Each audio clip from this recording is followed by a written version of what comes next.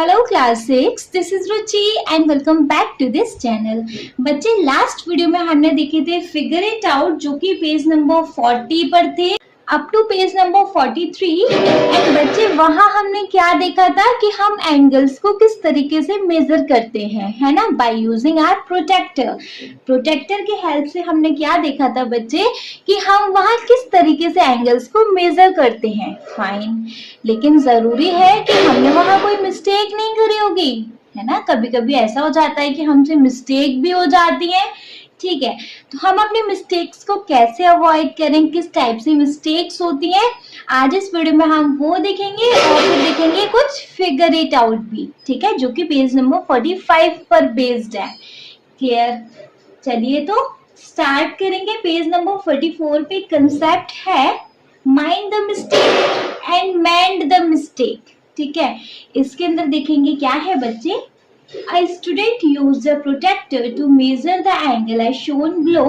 In each figure, identify the incorrect uses of a protector and discuss how the reading could have been made and think how it can be corrected. बच्चे देखिए, यहाँ पे हमारे पास कुछ angles बने हुए हैं, यहाँ प्रोटेक्टर भी यूज हो रहा है इसमें, है ना। तो यहाँ पर देखेंगे बच्चे कि यहाँ पे क्या गलती की गई है और क्या गलती है, तो हम उसको कैसे रेक्टिफाई कर सकते हैं, ठीक है। चलिए फिर इसको हम बुक में ही देख लें। देखिए जी, यहाँ पे एक एंगल U है जो कि है 35 डिग्री। किसी बच्चे ने यहाँ बनाया है एक एंगल 35 डिग्री, ठीक है। तो यहाँ देख लें क्या ये करेक्ट है। सबसे पहले तो यहाँ पे जो रे होनी चाहिए वो होनी चाहिए 0 डिग्री पे। क्या है वो रे 0 डिग्री पर? नहीं है। चलिए नहीं है वो तो ठीक है, लेकिन फिर हम इसके बीच का गैप भी देख लेते तो फिर यहाँ पे कंपास भी गलत तरीके से रखा हुआ है। प्रोटेक्टर, सॉरी कंपास नहीं, प्रोटेक्टर। यहाँ प्रोटेक्टर भी गलत तरीके से रखा हुआ है।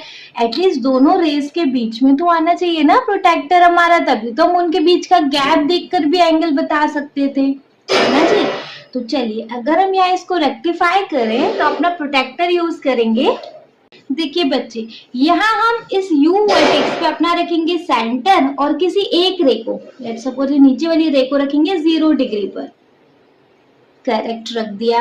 अब देखिए बच्चे, यहाँ जो एंगल आ रहा है वो क्या आ रहा है, यहाँ एंगल आ रहा है 60 एंड 120 का। तो 60 मानेंगे या 120? देखो ये एक रे इधर है ना, तो 90 डिग्री का एंगल यहाँ है तो 90 से छोटा है।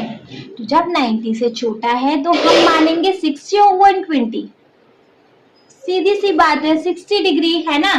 तो यहाँ बच्चे हमें बताया गया है कि U 35 डिग्री का है, जो कि नहीं है।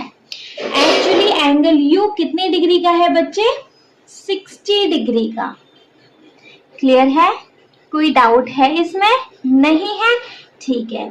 सेकेंड एंगल देखेंगे बच्चे। एक सेकेंड एंगल है V जो कि यहाँ दिया गया है 80 डिग्री का, ठीक है। यहाँ भी एक रे जो होनी चाहिए 0 डिग्री पे वो भी नहीं है, कोई बात नहीं। चलो गैप देखेंगे, तो ये 10 पर है ना।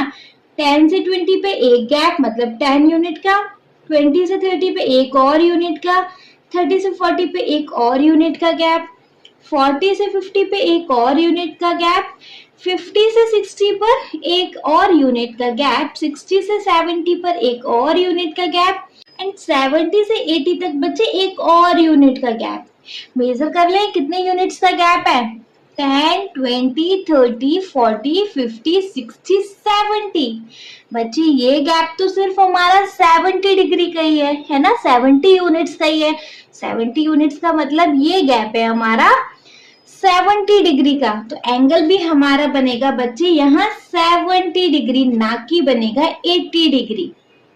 भाई या तो अपनी एक रे को रखो 0 पर और आफ्टर देन जहां सेकंड रे जाए वो एंगल है ना। यहाँ देखो 80 पर तो जा रही है सेकंड रे, लेकिन फर्स्ट रे 0 पर होने की जगह यहाँ है 10 डिग्री वाली जगह पर, है ना।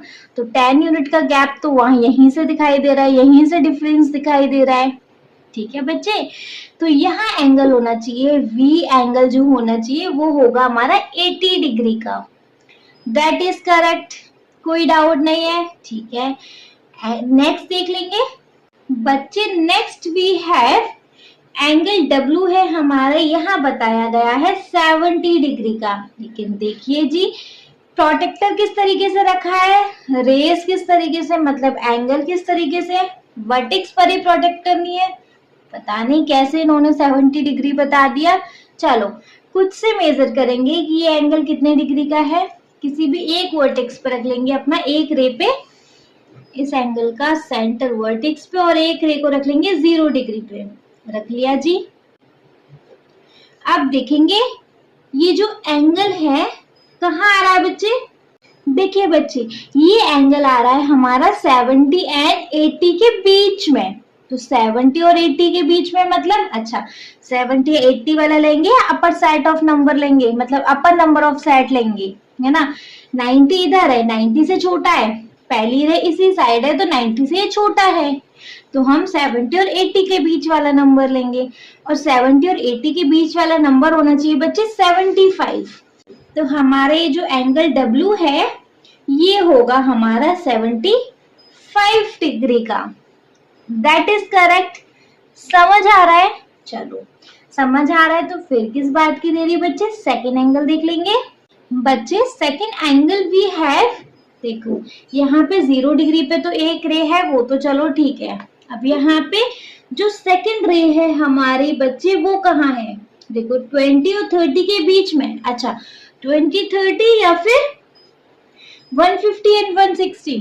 बच्चे फर्स्ट रे इधर है, सेकंड रे पास में ही है, तो एक्यूट बन रहा है, मतलब 90 से छोटा बन रहा है, तो हमारा 20 और 30 के बीच में लिया जाएगा, है ना। और देखो ये 20 और 30 के बीच में 25 से भी थोड़ा सा खिसका हुआ है, 25 के बाद है ये 26, है ना। तो यहाँ एंगल देखना बच्चे, इसने तो 150 का बता दिया, जो कि एंगल हमारा x गलत है। एंगल x होगा बच्चे हमारा 26 डिग्री का। क्लियर? कोई डाउट इधर? समझ आ रहा है ना। यहाँ पे कुछ मिस्टेक्स करी गई हैं, आपको उन मिस्टेक्स को क्या करना है बच्चे, करेक्ट करना है। ठीक है, समझ आ रहा है? आ रहा है तो फिर नेक्स्ट एंगल्स भी देख लेंगे। एंगल y है यहाँ पर बच्चे 120 डिग्री का। अब यहाँ पर देखिए बच्चे, इन दोनों रेस के बीच का जो गैप है, जो वर्टेक्स है, वो तो प्रोटेक्टर से काफी हटकर है। इस तरीके से हम कैसे मेजर कर लेंगे, कोई बात नहीं, हम अपना ओन प्रोटेक्टर यूज करेंगे और चेक करेंगे इस एंगल को। एक रे को रखेंगे हम अपना 0 डिग्री पर एंड देखेंगे, फिर वर्टेक्स को रखेंगे सेंटर में। अब देखेंगे बच्चे, देखो तब हमारा एंगल आ रहा है, जाहिर सी बात है ऑब्ट्यूज है, 90 इधर है और ये 90 से परे जा रहा है, मतलब दूर जा रहा है। बच्चे 90 से दूर मतलब ऑब्ट्यूज एंगल, तो 30 या 150, 150। तो बच्चे ये एंगल है हमारा 150 डिग्री का, ना कि 120 का। एंगल y हो जाएगा बच्चे हमारा 150 डिग्री का। करेक्ट? अच्छे से समझ आ रहा है? मुझे पता है मेरे अच्छे से प्यारे से बच्चों को अच्छे से ही समझ आ रहा होगा। ठीक है, चलो नेक्स्ट वी हैव कि एक एंगल है z जो कि हमें दिया हुआ है 85 डिग्री। चेक कर ले 85 डिग्री है क्या, दूर से दिख रहा है, स्ट्रेट या स्ट्रेट से भी दूर जा रहा है, तो ऑब्ट्यूज है, तो 90 से बाहर जा रहा है, फिर कैसे 85 होगा। देखो प्रोटेक्टर सही से रखा हुआ है, ठीक है। एक रे 0 डिग्री पर है, वो भी ठीक है। तो सेकंड रे है हमारी बच्चे 100 और 110 के बीच में, तो 100 और 110 के बीच में क्या 105। अच्छा 80 और 70 के बीच में देखेंगे बच्चे यहाँ, या फिर 100 और 110 के बीच में देखेंगे, 90 इधर और 90 से भी दूर है ये, मतलब 100 और 110 के बीच में देखेंगे, है ना। तो 100 और 110 के बीच में ये है 105। तो ये एंगल Z क्या है बच्चे हमारे पास 105, ना कि 85 डिग्री। ठीक है, देख लो कितनी सारी मिस्टेक्स हो सकती हैं। आपको यहाँ मिस्टेक्स कर करके इस करके दिखाइए कि आप इस टाइप से मिस्टेक्स ना करो। ठीक है बच्चे, चलिए तो ये थी हमारी कुछ मिस्टेक्स। इसका मतलब आपको अब एंगल्स को मेजर करना आ गया होगा अच्छे से समझ में। समझ में आ गया। तो पेज नंबर 45 पर कुछ फिगर इट आउट्स भी हैं जिन्हें हम देख लेंगे। तो आप देखिए बच्चे, फर्स्ट फिगर इट आउट है where are the angles, angles किधर है, ठीक है। जहां वन पार्ट में है angle in a clock, clock के अंदर एंगल्स हैं, ठीक है। जहां पे आपको फर्स्ट का भी सब पार्ट दिया हुआ है ए, जहां पे आपको दिया हुआ है the hand of a clock make different angle at different time. At 1 o'clock the angle between the hand is 30 degree why. देखो बच्चे, देखिए बच्चे, क्वेश्चन ने बोला कि जो क्लॉक के जो हैंड्स हैं वो डिफरेंट टाइम में डिफरेंट एंगल्स बनाते हैं, ठीक है। और इसने बोला कि जब यहाँ 1 बज रहा है, एग्जैक्ट यहाँ पर जब 1 बज रहा है, तो बच्चे यहाँ ये जो क्लॉक्स की जो हैंड्स हैं वो कितना एंगल बना रही है, 30 डिग्री का। ऐसा क्यों बना रही है वो रीजन बताइए। देखिए बच्चे, ये क्या है, क्लॉक एक किस शेप में है, एक सर्कल की शेप में। हाँ जी मैम पता है। और एक कंप्लीट सर्कल बच्चे कितने डिग्री का एंगल बनाता है, 360 डिग्री का एंगल, ये भी मैम पता है, ठीक है। तो अब यहाँ कितने पार्ट्स हैं बच्चे, 12 पार्ट्स है ना, 1 2 3 4 5 6 7 8 9 10 11 12। एक वॉच के अंदर, एक क्लॉक के अंदर कितने पार्ट्स हैं, 12।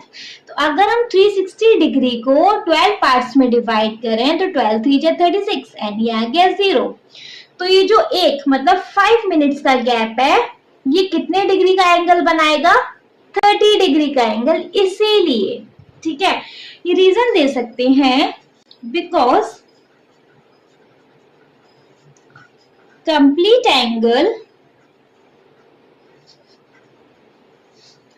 cover 360 degree and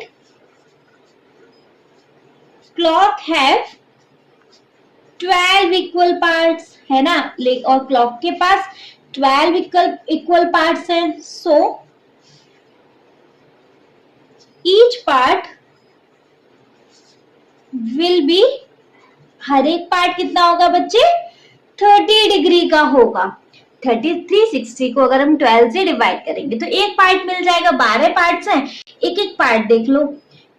अगर 12 पार्ट 360 के हैं तो 1 पार्ट कितने का होगा, 360/12 का। करेक्ट है। तो बच्चे ये है हमारा क्वेश्चन नंबर 1 के ए पार्ट का आंसर, करेक्ट। चलिए सेकेंड पार्ट देख लेंगे। What will be the angle at 2 o'clock and at 4 o'clock and at 6 o'clock? देखो जी, क्लॉक बना ले पहले। ये हमारी क्लॉक, अच्छा अब इसने बोला कि आप बताइए बी पार्ट में 2 o'clock पे कितना एंगल बनेगा, 3 o'clock पे कितना एंगल बनेगा एंड 3 o'clock पे नहीं, 4 o'clock पे एंड 6 o'clock पे कितना एंगल बनने वाला है बताइए। देखो अगर हमारा 1 पर इतने गैप में 30 डिग्री का एंगल बन रहा है तो 2 किधर है, इधर। 1 2 नंबर डाल ही देते हैं, अदरवाइज आप कंफ्यूज हो जाएंगे, ठीक है। देखो 2 o'clock मतलब ये गया टाइम, इतने बीच में कितना एंगल बनेगा, यहां से यहां तक 30, यहां से यहां तक 30, 30 और 30 कितना हो गया बच्चे, 60। 2 o'clock पे बनेगा हमारा 60 डिग्री का एंगल, ठीक है। 4 o'clock मतलब यहाँ पर, तो यहाँ से 12 से और 4 तक कितने डिग्री का एंगल बनने वाला है, देखो यहाँ से यहाँ तक भी 30, यहाँ से यहाँ तक भी 30, 30 60 90 एंड 120। तो यहाँ से यहाँ तक बनेगा बच्चे कितना, 120 डिग्री का एंगल। अब 6 o'clock पे भी बताना है, 6 o'clock पे तो हम इजीली बता सकते हैं बच्चे, ये स्ट्रेट एंगल बन रहा है कंप्लीट, देखो। और स्ट्रेट एंगल कितने डिग्री का होता है बच्चे हमारे पास, 180 डिग्री का। करेक्ट है, कोई डाउट नहीं है, ठीक है। इसका पार्ट सी देख लें फिर। पार्ट सी है explore other angles made by the hand of a clock. बच्चे कुछ और अपने मन से एग्जांपल ले लो। लेट सपोज मैंने बोला 7 o'clock पे कितना एंगल बनेगा, बताइए जी। तो देखो यहाँ तक तो हमारा 6 o'clock तक बन रहा था 180 का, तो 6 और 7 में 30 और प्लस कर दो। 180 में अगर आप 30 प्लस करोगे तो कितना आएगा, 8 9 10 11, ये हो गया 2। तो यहाँ से यहाँ तक एंगल बनेगा बच्चे कितना, 210 का। 7 o'clock पे बनेगा 210 का एंगल, है ना। कोई और एग्जाम्पल भी ले लो कि 3 o'clock पे कितना बनेगा, 9 o'clock पे भी कितना बनेगा, और ये फिर आप करो बच्चे चेक। ठीक है, ये है आपका पार्ट सी कि आप कुछ और एग्जाम्पल ले सकते हो ये बताने के लिए कि और अदर टाइम पर कितने कितने डिग्री के एंगल्स बनेंगे। समझ आ गया। चलिए तो आ गया, तो क्वेश्चन नंबर 2 देखेंगे। The angles of a door. Is it possible to express the amount by which a door is opened using an angle?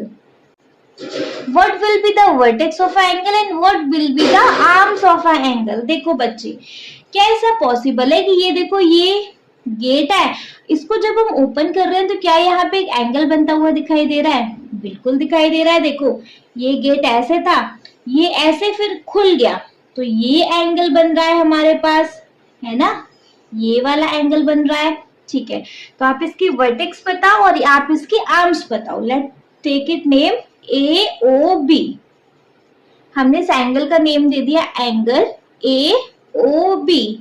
तो बच्चे यहाँ पर वर्टेक्स क्या है, यहाँ वर्टेक्स है हमारी ओ, है ना, एंड यहाँ पे आर्म्स क्या है, आर्म्स मतलब दोनों रे, एक है हमारी ए ओ एंड एक है हमारी बी ओ।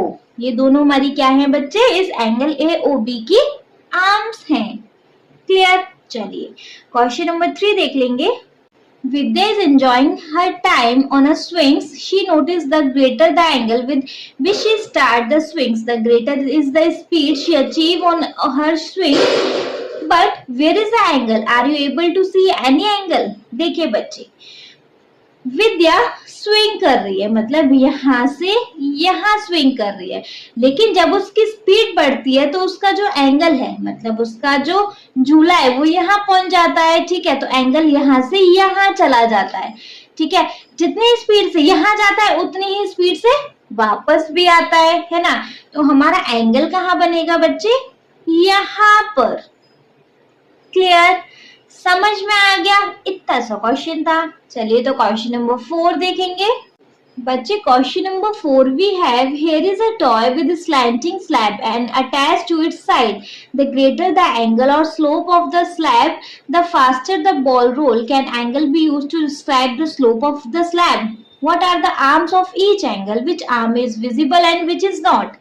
बच्चे देखिए यहाँ कुछ क्या है, स्लैब्स हैं, है ना, और इन स्लैब से क्या हमारे स्लोप्स 4 हैं। तो आपको क्या यहाँ एंगल्स बनते हुए दिखाई दे रहे हैं? बिल्कुल दे रहे हैं। देखो इस स्लोप से ये एंगल बन रहा है एक, यहाँ से बच्चे ये एक एंगल बन रहा है, यहाँ से एक ये एंगल बन रहा है। ठीक है, आपको यहाँ इस टाइप से कुछ एंगल्स बनते हुए दिखाई दे रहे हैं। आपको इनकी आर्म्स बतानी है। तो आपका बच्चे होमवर्क रहेगा कि इन तीनों एंगल्स के क्या नेम डालेंगे और फिर आप इनकी आर्म्स बताएंगे। करेक्ट, अच्छे से समझ आया तो चलिए बच्चे क्वेश्चन नंबर 5 देखेंगे। Observe the image below where there is an insect and its rotated version. Can angle be used to describe the amount of rotation? How? What will be the arms of an angle and the vertex? देखिए बच्चे, ये हमारे एक snail है। देखो ये बच्चे एक हमारा स्नेल है, करेक्ट, खड़ा हुआ है, लेकिन अब वो क्या ऐसे लेट गया। तो हमारा बच्चे एंगल का रोटेशन क्या हुआ है, यहाँ से यहाँ तक का, और ये हमारा 90 होता है, इधर 0 होता है। तो यहाँ से यहाँ तक का रोटेशन कितना होता है बच्चे, 90 डिग्री का। करेक्ट। अब आपको क्या बताने हैं, यहाँ आपको एंगल मिल गया, अमाउंट ऑफ रोटेशन मिल गया 90 डिग्री, तो आपको यहाँ आर्म्स और वर्टेक्स बताने हैं।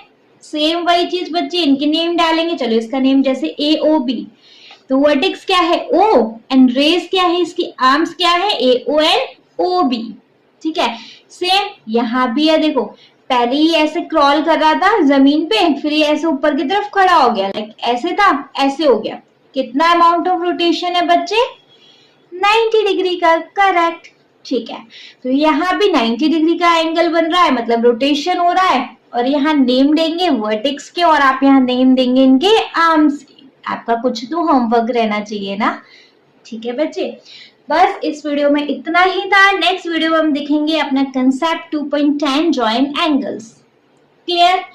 इतना समझ आया तो प्लीज बच्चे आप इस वीडियो को एक लाइक कर दीजिएगा, चैनल को सब्सक्राइब तो जरूर ही करेंगे और आपके जिन फ्रेंड्स के लिए ये वीडियो हेल्पफुल है उनको इस वीडियो को उठा के शेयर करेंगे। Okay, thank you so much.